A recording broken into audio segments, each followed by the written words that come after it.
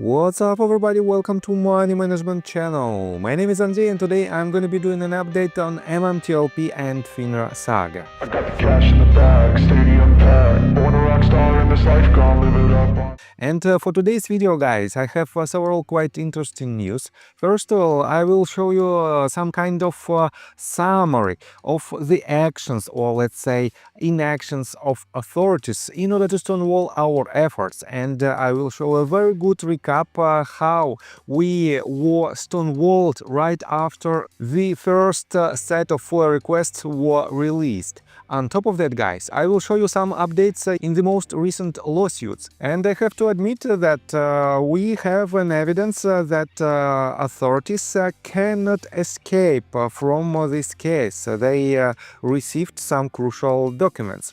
On top of that, guys, I will show you another investigation from one of our community members in regards to the algorithmic trades, and this investigation will show you how they are stealing the retail investors' money. And at the end of this video, I will ask you a rhetorical question that potentially might not be so pleasant, but it is very important to answer it.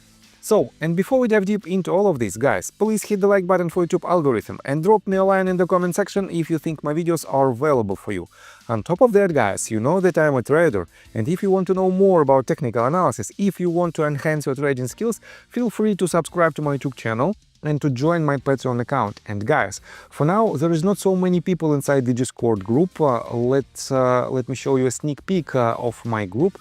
I do pretty much on a daily basis a lot of analysis on different assets. I make market updates pretty much daily. I explain to my patrons their setups, and I also do a lot of technical analysis on demand. As you can see, just recently I made several videos.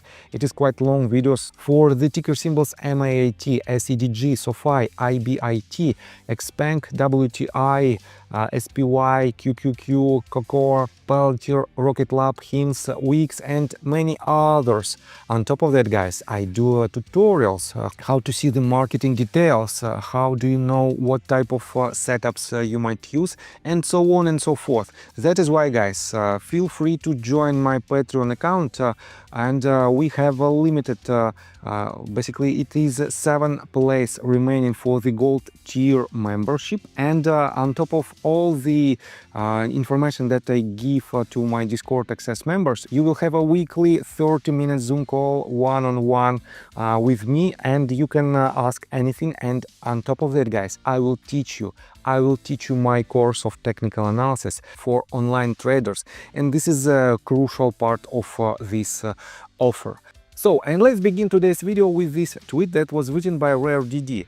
And he wrote it basically in regards to his due diligence that I covered yesterday. And he wrote this: FINRA is committed to lying about the U3 halt of MMTLP and the fraudulent corporate actions they created in order to falsify a reason to U3 halt trading. The SEC is committed to ignoring the fact that FINRA didn't adhere to their Rule 6490, among other rules. The investor community is hopeful that Deutsche is truly committed to exposing and rooting out fraudulent activity in the market. And guys, take a look right here. This is the tweet that was written by John Xavi, and she wrote it just 9 hours ago, and she explained it pretty good what happened right after the first FOIA requests were released. So, 2 years ago today, MMTLP investors received results of the first of a scanned few FOIA requests. Immediately after, the SEC held an emergency meeting, and since no FOIA requests were granted for more than a year, though just one of hundreds requested, the information contained in this FOIA was on fire and serves as a foundation of our fight for transparency. FINRA and SEC knew. Here's what we learned. November 29th of 2021. Email sent approximately 1 year before FINRA's U3 halt. FINRA officials communicated with their SEC counterparts. SEC names, emails, and responses were redacted. FINRA's Sam Drady contacted the SEC. Prior to Sam Dreddy's email on November 29th of 2021, Patty Kasimates from FINRA's Market Ops team had been in communications with someone at the SEC. December the 2nd of 2022, emailed sent 4 days before FINRA's first corporate actions and 7 days before the U3 halt. Richard Boyle reaches out to SEC, copies FINRA's principal investigator, Jay Gibbon. A second investigation team was aware of issues surrounding MMTLP, FINRA's OTC corporate actions team. FINRA's market fraud team was also aware, as they had received several tips that had also been sent to the SEC. December the 5th of 2022. Email sent 1 day before FINRA's first corporate action, 4 days before the U3 halt. Sam Dreddy contacted SEC, copied Richard Boyle and Jay Gibson. The MMAT and MMTLP matter had now hit FINRA's market frauds team radar screen. Dreddy acknowledged that the issue had hit other radar screens as well. The SEC counterpart Dreddy contacted was also in contact with FINRA's general counsel, Robert Colby. Dreddy indicated folks as SEC had been so-called working on the matter. FINRA looked suspected the issuers for fraud and manipulation.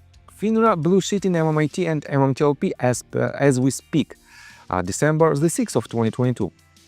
Despite the fact that the SEC and FINRA communicated over a year regarding issues involving the trading of MMAT and MMTLP, FINRA released the NBH spin-out corporate action the very next day at 2:53 p.m. Eastern Time. The corporate action contained language inconsistent with the issuer's registration statements, prospectus and public statements, violations of FINRA's Rule 6490. December the 8th of 2022. FINRA modified and released the NBH spin-out corporate action. Again, another violation of FINRA's Rule 6490. A declaration under oath by former Metamaterial CEO Georgios Palikaras indicated that FINRA again violated its own Rule 6490. Palikaras wrote, further on or about December 8th, FINRA notified the company that it had unilaterally revised the language of the company's December 6, 2022 corporate action and required the revised notice to be published on the daily list. This revision was made without the input or authorization of the company and took place on or about December 7 of 2022 after FINRA had a call discussion with DTCC. And conclusions. FINRA and the SEC knew there was a problem with the trading of MMTLP. 3 separate FINRA investigation teams and their SEC counterparts were actively investigating and communicating regarding their concerns and suspicions. FINRA's general counsel was involved in some of those discussions. Yet, FINRA and the SEC failed to take action to warn or protect investors.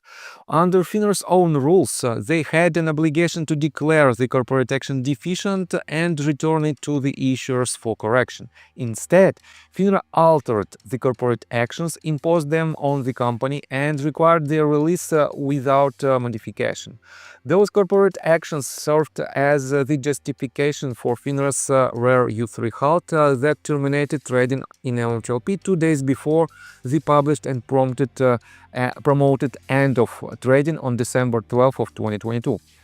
Since the halt, FINRA and the SEC have refused transparency. Defrauded investors remain trapped for more than 840 days and counting. What was in the blue sheet, Sam?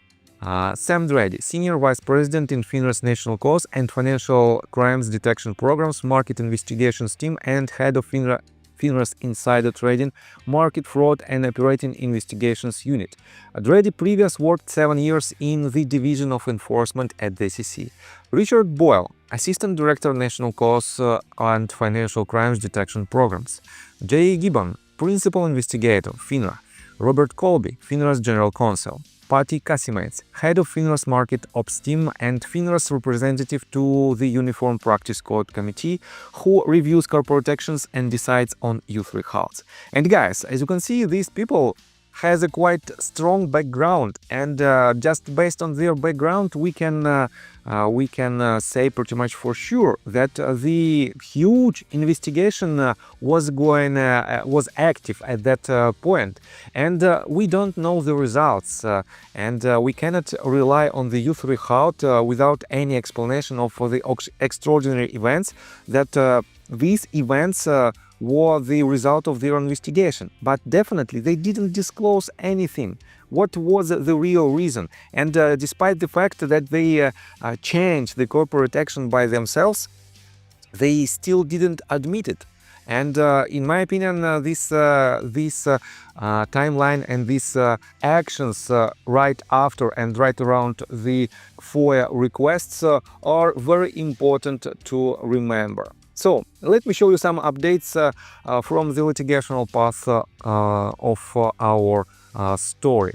8 hours ago, Roman Soups wrote, real life 1209 MMTLP, you got served. Daniel Spears filing certificates of service. Did you get one? Spears versus Securities and Exchange Commission. And guys, here's wait a second, here are two evidence that SEC, Securities and Exchange Commission, received their summons. And as you can see, it was made on March, it was processed on March 24th of this year. And the second one, wait a second, I will show you. Well, I can't find the date, but nevertheless, it is an official document that you can find in Court Listener. And yes, we have the first evidence that SEC received this summons. Next one, let me show you this. Today in real life MMTLP, Rolla a stay filed. Who is asking for a stay? Rolla versus Securities and Exchange Commission. And I think it is this document, yes. In Jason Todd Rolla as a plaintiff versus Securities and Exchange Commission, we have new document that was filed just yesterday, and it says, please take notice that defendant Financial Industry Regulatory Authority respectfully moves this court for a protective order staying all discovery, including Rule 26F requirements and deadlines, until after the court decides FINRA's pending motion to dismiss. FINRA further moves this court to adjourn the April 4th, 2025 Rule 26F meeting report deadline in this matter until at least 21 days after the May 15th of this year. Deadline for Defendant Securities and Exchange Commission to respond to plaintiff's first amended complaint, if not state entirely. Plaintiff consents to stay in discovery subject to this right to file a motion in the event of any further developments that he believes would warrant vacating the stay. Plaintiff's consent is also without prejudice to his right to later seek an extension of the current discovery deadline should it become necessary. All other parties have given unconditional consent to the requested discovery stay. In support of this motion, FINRA relies upon the accompanying Memorandum of Law and the declaration of John P. Mitchell Esquire. A proposed from the order is submitted with this motion. So guys, quite interesting statement, and to be honest, I don't know what is their intention to file this motion to stay. On the one hand, yes, we can clearly see that they want to delay some deadlines, they want to postpone these deadlines, and potentially they are trying to make this process, they are trying basically to kick this can down the road for as long as possible. But on the other hand, guys, in my opinion, they have something behind the scenes, and they don't want to disclose this information, at least for now. That is why, guys, well, time will tell what will be the next step from authorities. And let's come back to another update. I think we have another one, or no, we don't have any updates on the most recent lawsuits. And yes, let's take a look at another another statement of Roman Supes where he explains, basically based on the official documents of Next Bridge Hydrocarbons. You can see that, wait a second, I will quote you this. Please note, per Next Bridge MT10K filing, a restatement of prior years is in progress. No mentioned when it is expected to be completed. Opinion. Looks like to me they have decided to restate financials per the SEC comments to 2023 10K. So again, quite interesting. We have the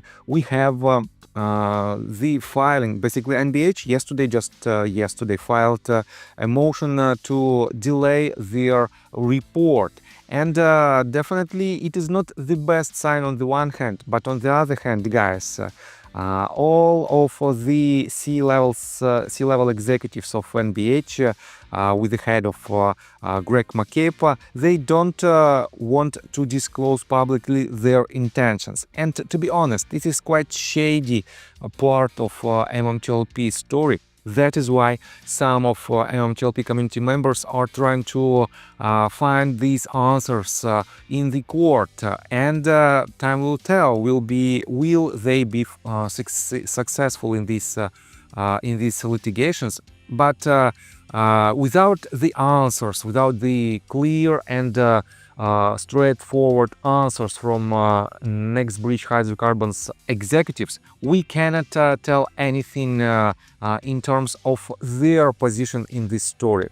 And again, on the one hand, they are trying to solve this problem, but on the other hand, guys, we cannot see any legitimate actions that were taken by them in order to solve this problem. Instead of this, they are even trying to, let's say, hide some information by not answering to pretty straightforward questions about, for example, the 2.65 million short positions that were disclosed by FINRA, and that was admitted by by Greg McCabe in Next Bridge Hydrocarbons PR statement, where he also said that it was a much bigger number of short positions that was opened in NBH back in December of 2022, and some companies asked Greg McCabe to issue more shares to cover their short positions. We don't know